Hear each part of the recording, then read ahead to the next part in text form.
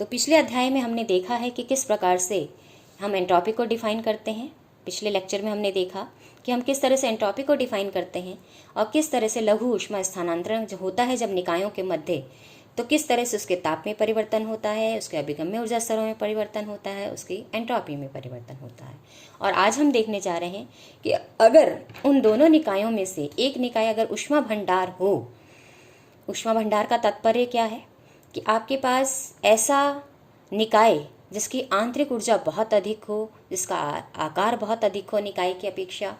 जो ऊष्मा अवशोषित भी कर ले, ऊर्जा का अवशोषण भी कर ले, तो भी उसमें किसी भी प्रकार का परिवर्तन नहीं आए। यानी कि सूक्ष्म की तुलना में हम बात कर रहे हैं बड़े की यानी स्थूल की, तो सूक्ष्म निकायों की तुलना में जो स्थूल निकाय हैं वो एक तरह से ऊष्मा भंडार होते हैं। जो समुद्री जीव जंतु हैं छोटे छोटे, उनकी तुलना में समुद्र एक ऊष्मा भंडार हो जाता है। इसी तरह से हम परमाणु के लिए अगर देखें तो परमाणु जिस पूरे क्रिस्टल में है स्थित, तो उस क्रिस्टल वो उसके लिए, परमाणु के लिए एक ऊष्मा भंडार हो जाएगा। तो अब हम ये देखते हैं, और ये हमें अच्छे से पता है कि जब दो निकायों के मध्य ऊष्मा का स्थानांतरण होता है तो दोनों निकाय पर का ताप बराबर हो जाता है। तो अगर ऊष्मा भंडार के संपर्क में निकाय है तो साम्यावस्था आने पर निकाय का ताप ऊष्मा भंडार के बराबर हो जाएगा। अब हमने माना कि मान लो अब हमें देखना है कि अभिगम्य ऊर्जा स्तरों में किस प्रकार से परिवर्तन होगा। अगर वो किस पर निर्भर करेंगी, अगर एक भंडार है और दूसरा निकाय है और दोनों के मध्य ऊष्मीय अन्योन्य क्रिया हो रही है। तो मान लिया मेरे पास एक निकाय है, अब यहाँ पर ए डैश को निकाय की बजाय हमने ऊष्मा भंडार मान लिया है। इन दोनों से मिलकर पुनः एक संयुक्त निकाय बन रहा है जो कि विलगित है, आइसोलेटेड है। तो अब हम क्या करने जा रहे हैं कि मान लो जो निकाय है वो किसी आरत क्वांटम ऊर्जा स्तर में स्थित है जिसमें उसकी ऊर्जा ई आर के बराबर है। अब हम ये जानते हैं चूंकि ए और ए डैश से मिलकर मेरा संयुक्त निकाय ए स्टार बन रहा है। अब यहाँ पर निकाय मेरे पास छोटा है, भंडार मेरे पास ऊष्मा भंडार बड़ा है, और इन दोनों से मिलकर मेरा बन रहा है ए स्टार जो कि आइसोलेटेड है। अब जब ये संयोजित निकाय की मैं बात कर रही हूँ तो संयोजित निकाय के लिए वही सारे ऊर्जा स्तर अभिगम्य होंगे जो ए के लिए अभिगम्य है और ए डैश के लिए अभिगम्य है। तो अगर इसकी ऊर्जा ई आर है तो निकाय ए डैश की ऊर्जा मैं लिख सकती हूँ ई स्टार माइनस ई आर। क्योंकि ये आइसोलेटेड है तो एक्चुअली ई स्टार कॉन्स्टेंट होगा, तो ई डैश प्लस ई आर का मान, क्योंकि ये इन दोनों से मिलकर बन रहा है, तो मैं ये भी लिख सकती हूँ कि E plus E dash is equal to E star होगा। इसलिए ई डैश का मान मैं लिख सकती हूँ ए स्टार माइनस ई आर के बराबर। अब यहाँ से हम चलें तो अब हम देखते हैं कि निकाय जो है जब ऊर्जा अवस्था आर में है तो संयुक्त निकाय जो है वो उसी ऊर्जा स्तर में हो तो उसके लिए अभिगम्य ऊर्जा स्तरों की जो संख्या है, जो प्रायिकता है, वो अभिगम्य ऊर्जा स्तरों की संख्या के समानुपाती होती है। अब ये अभिगम्य ऊर्जा स्तरों की संख्या जब हम निकालने जाएंगे तो हम ये देखते हैं कि निकाय ए स्टार के लिए ये मान हो जाएगा P R proportional to omega dash E star minus E R के बराबर, क्योंकि ये ओमेगा डैश ई डैश के समानुपाती होगा। क्योंकि ये दोनों ही आपस में अन्योन्य क्रिया करते हैं तो हम बहुत अलग दोनों के अभिगम्य ऊर्जा स्तरों को नहीं कर सकते हैं, दोनों एक दूसरे से जुड़े हुए होंगे। ए के अभिगम्य ऊर्जा स्तर भी और ए डैश के अभिगम्य ऊर्जा स्तर भी, ये बात हमें समझनी होगी। इसलिए अब हम लिख सकते हैं कि जो संयुक्त निकाय की जो प्रायिकता है किसी निकाय के किसी ऊर्जा अवस्था आर में होने पर वो प्रोपोर्शनल होगी omega dash E star minus E R के, या फिर हम इसको प्रोबेबिलिटी साइन हटाएंगे तो एक कांस्टेंट आएगा और जिसका मान होता है 1/, टोटल एक तरह से हम जो कर रहे हैं 1/, हमने ये जो किया है टोटल अभिगम्य ऊर्जा अवस्थाओं की संख्या निकाली है क्योंकि हमने समेशन किया है। और ये हम जानते हैं कि जब हम कुल प्रायिकता निकालते हैं तो कुल प्रायिकता हमेशा 1 होती है, तो उसको आधार मानते हुए हम निकालते हैं तो सी डैश का मान मेरे पास आ जाता है कि 1/, कुल अभिगम्य ऊर्जा अवस्थाओं की संख्या, जिसको मैं यहाँ दर्शा रही हूँ summation R omega dash E star minus E R से। अब पुनः हम चूंकि अभिगम्य ऊर्जा स्तरों की संख्या बहुत अधिक होती है इसलिए पुनः हमने लॉग लिया है, तो लॉग लिया है, और चूंकि आपके पास जो भंडार की तुलना में जो निकाय है वो बहुत छोटा है इसलिए ई आर का मान ई डैश से बहुत कम होगा। तो इसलिए हम ये कह सकते हैं कि ए और ए डैश से मिलकर जो निकाय बन रहा है उसकी ऊर्जा भंडार की ऊर्जा के लगभग बराबर होगी। चूंकि ई आर का मान बहुत कम है ए स्टार से, तो ये जो मैंने लॉगरिदम लिया है इसका मैं टेलर सीरीज विस्तार कर सकती हूँ ई आर के अराउंड, और अगर ई आर के अराउंड में इसका टेलर सीरीज विस्तार करती हूँ और उच्च ऊर्जा पदों को, क्योंकि यहाँ पे अगली टर्म में आएगा ER का स्क्वायर, तो ये जो कि ER ही बहुत कम है तो ER का स्क्वायर, उसका क्यूब, बहुत छोटी पद हो जाएंगे, उनके मान बहुत कम हो जाएंगे, इसलिए ये प्रथम 2 पद मैंने रखे हैं, बाकी को मैंने नगण्य मान लिया है। तो अब यहाँ से अगर मैं देखूँ तो ये जो del del E dash ln omega dash E star आएगा, ये बीटा पैरामीटर हो गया है, तो इसलिए ln omega dash E star minus ER का मान हो जाता है ln omega dash E star minus beta dash ER के बराबर। या फिर मैं यहाँ से माइनस बीटा ER डैश निकालूँ तो वो मान मुझे मिल जाता है ln omega dash E star minus ER divided by ये भी ln के साथ ही है दोनों टर्म्स, तो यहाँ पर मेरे पास मिल जाएगा ln omega E star minus ER divided by omega dash E star. तो अब यहाँ से अगर वापस इन्वर्स फंक्शन में लेती हूँ तो omega dash E star minus ER upon omega dash E star का मान एक्सपोनेंशियल माइनस बीटा ER हो जाता है, और यहाँ से जब मैं इसको सॉल्व करती हूँ तो मुझे मिल जाता है omega dash E star minus ER is equal to omega dash E star exponential minus beta ER। अब ये मान हमने जो प्रायिकता था कि संयुक्त निकाय की जो प्रायिकता है किसी ऊर्जा अवस्था में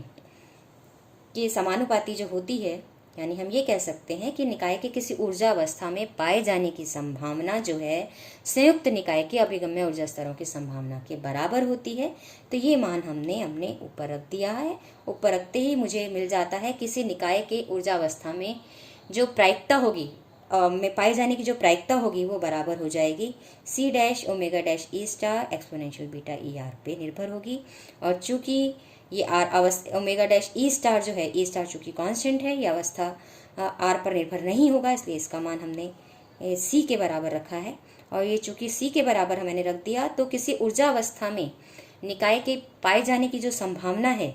वो इस एक्सपोनेंशियल फैक्टर के समानुपाती है। और ये जो एक्सपोनेंशियल फैक्टर है e की पावर माइनस बीटा ER, जो कि ये बताता है किसी निकाय के ऊर्जा अवस्था ER में पाए जाने की संभावना, ये कहलाता है बोल्ट्जमैन फैक्टर। और ये हम बहुत जगह इसका उपयोग करते हैं कि किसी ऊर्जा अवस्था में पाए जाने की संभावना बोल्ट्जमैन फैक्टर द्वारा दी जाती है। अब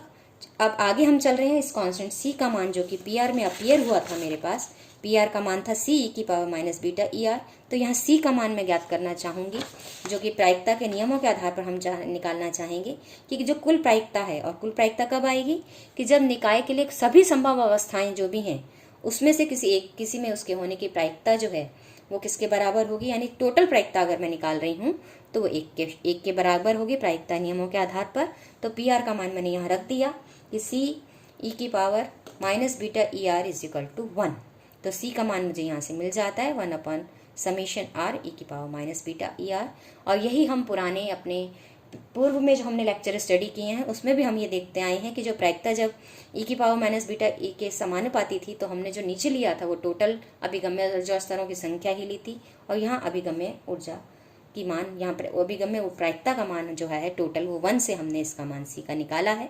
तो यहाँ पर भी ये समेशन ही अपीयर हो रहा है, यानी सभी ऊर्जा अवस्थाओं के लिए हम योग करते हैं जब भी हम टोटल की बात करते हैं। तो PR का मान मुझे मिल जाता है e की power minus beta R upon summation R e की पावर माइनस बीटा ER। ये जो प्रायिकता फलन मुझे मिला, यानी कि किसी ऊर्जा स्तर R में निकाय के होने की संभावना का जो ये फलन मुझे मिला है ये कहलाता है प्रायिकता वितरण फलन, प्रोबेबिलिटी डिस्ट्रीब्यूशन फंक्शन। और इसका उपयोग हम करते हैं किसी भी राशि का, जो भी भौतिक राशि है, उष्मागतिकीय राशि है, उसका औसत मान निकालने के लिए हम इसका उपयोग करते हैं। और कैसे करते हैं कि किसी भी राशि का जो औसत मान होगा वो होगा आपके पास समेशन ओवर XR PR। तो यानी ये मान PR का मान रखते ही ये मान बन जाएगा summation over R XR e की power minus beta ER upon summation R e की पावर माइनस बीटा ER। अगर हम अब ये मान लें कि निकाय जो है सिंपल एक निकाय नहीं है, वरन वो कई निकायों का एक समूह है, समुच्चय है, और वो किसके संबंध में है, संपर्क में है, ऊष्मा भंडार के संपर्क में है और तापीय साम्यावस्था में है। अभी तक हम ये मान रहे थे कि A सिंपल एक ही निकाय है, लेकिन अब यहाँ हम अगर ये मान लें कि निकाय बहुत सारे निकायों का समुच्चय बन गया है और वो भंडार के साथ तापीय साम्यावस्था में है, तो इस समुच्चय के प्रत्येक घटक है, यानी प्रत्येक निकाय से जिससे मिलकर ये A निकाय बन रहा है, उसके प्रत्येक घटक में जो ऊर्जा वितरण होगा वो यदि इसके अनुरूप है, यानी इस समीकरण के द्वारा दिया जा रहा है, हम ये कह सकते हैं प्रोबेबिलिटी डिस्ट्रीब्यूशन फंक्शन के द्वारा प्रत्येक निकाय का जो वितरण है वो दिया जा रहा है, अभिगम्य ऊर्जा स्तरों में उसका कैसा वितरण है वो इसके पीआर के द्वारा दिया जा रहा है, तब ऐसी स्थिति में जो ये वितरण है वो कहलाता है कैनोनिकल डिस्ट्रीब्यूशन, विहित समुच्चय या कैनोनिकल वितरण। ये हमें ध्यान रखना है कि हम कैनोनिकल डिस्ट्रीब्यूशन किसे कहते हैं, यानी उन निकायों के समुच्चय को कि वितरण को जो कि पीआर से दिए जाते हैं जबकि वो ऊष्मा भंडार के संपर्क में है। तो ये पीआर का मान हमें ध्यान रहना चाहिए कि ये पीआर का मान इस फॉर्मूले द्वारा दिया जाता है, बोल्ट्जमैन फैक्टर और डिवाइडेड बाय जो बोल्ट्जमैन फैक्टर का हमने सभी ऊर्जा अवस्थाओं के लिए सम कर लिया है, ये मेरे पास प्रायिकता फलन है। अब यहाँ पर हमने ये देखा है कि जो ऊर्जा आर में निकाय के पाए जाने की संभावना है वो पी आर ई की पावर सी ई की power minus beta E are है। और अब हम ये देखते हैं कि अगर निकाय एक छोटी ऊर्जा परास में होने की संभावना अगर हम निकालें ई से डेल्टा ई के मध्य है, तो ये ऊर्जा की जो संभावना है होने की वो मुझे कैसे मिलेगी कि इस परास में ई से delta E plus delta E परास में जितनी भी अभिगम्य ऊर्जा स्थायी संभव है उसमें पाए जाने की संभावना कितनी है, उन सबको मैं जोड़ दूं यानी summation over R P R कर दूं, जहां पर मुझे ये ध्यान रखना है कि आपके पास ई आर का मान ई प्लस डेल्टा ई और ई के मध्य है। और पूर्व प्रायिकता सिद्धांत से सभी ऊर्जा अवस्थाओं में निकाय के पाए जाने की प्रायिकता समान होती है, इसलिए पी ई का मान हो जाएगा सी ई ओमेगा ई की पावर माइनस बीटा ई से भी हम लिख सकते हैं। क्यों? क्योंकि ओमेगा ई तो है ई प्लस डेल्टा ई के मध्य है अभिगम्य ऊर्जा स्तरों की संख्या कुल कितनी है, और ई की पावर माइनस बीटा ई बताता है कि उसमें पाए जाने की संभावना कितनी है। तो मैं इन दोनों को गुणा करूंगी तो मेरे पास प्रायिकता का मान आ जाएगा। और ये हम देख सकते हैं कि ये जो मान ई की पावर एक्सपोनेंशियल है ये डिके फंक्शन है, चार घातांक की क्षय हो रहा है, तो ये डिके फंक्शन है, घटता हुआ फलन है ऊर्जा के साथ, जबकि ओमेगा ई ऊर्जा के साथ बढ़ता हुआ फलन होता है। तो इन दोनों के आधार पर मैं कह सकती हूँ कि जो प्रायिकता फलन है किसी ऊर्जा अवस्था ई में पाए जाने की जो संभावना है निकाय की, जब उसकी ऊर्जा ई और ई प्लस डेल्टा ई के मध्य है, तब इसके लिए मुझे किसी ऊर्जा ई बार पर एक उच्चिष्ट का मान मिलेगा, मैक्सिमम मिलेगा, जो कि साम्यावस्था को प्रदर्शित करेगा। अब यहाँ पर अगर हम क्या करें कि ये इस समेशन ओवर आर ई की power minus beta E R जो कि हमने प्रायिकता फलन में हमने डिफाइन किया था कि पी आर का मान जो मेरे पास है वो होता है ई की power minus beta E R summation over R E की power minus beta E R. जो ये जो समेशन है ये कहलाता है पार्टीशन फंक्शन संवितरण फलन। और ये संवितरण फलन जो है इसको हम एक इस तरह से भी लिख सकते हैं कि क्योंकि ओमेगा ई परास में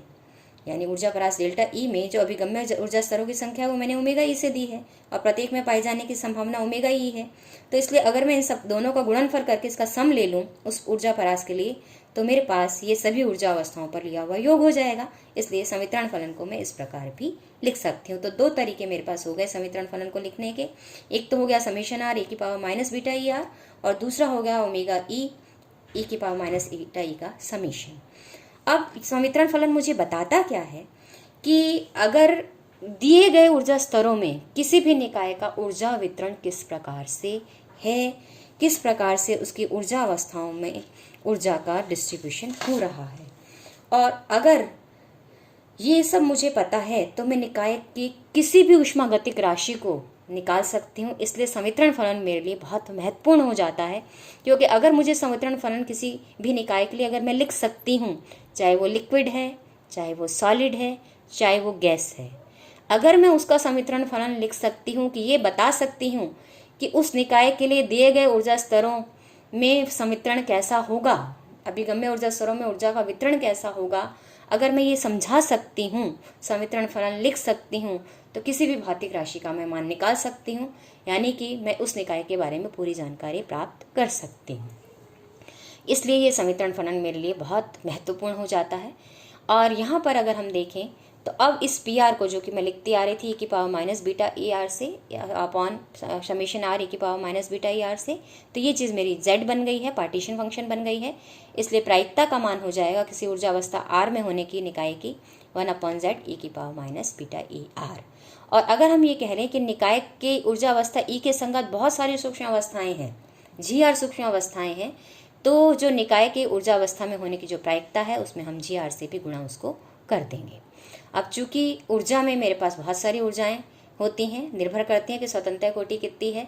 तो वो स्वतंत्र कोटि हो सकती है ट्रांसलेशन की, रोटेशनल की, वाइब्रेशन की और भी बहुत सारी। तो जो संवितरण फलन है उन सब ऊर्जाओं के संगत जो पार्टीशन फंक्शन आते हैं उसके गुणनफल के रूप में मैं निरूपित कर सकती हूँ। तो मैं लिख सकती हूँ किसी भी निकाय के लिए समीकरण फलन हो जाएगा Z translation into Z rotation into Z vibration. अब हम ये देखेंगे, हमने ये देखा कि अगर मैं किसी भी निकाय के लिए समीकरण फलन लिख सकती हूँ तो उसके लिए बाकी ऊष्मागतिक ऊर्जा फलन भी मैं निकाल सकती हूँ। तो वो हम किस प्रकार से जेड के पदों में लिखेंगे वो हम देखेंगे अपने अगले लेक्चर में। धन्यवाद।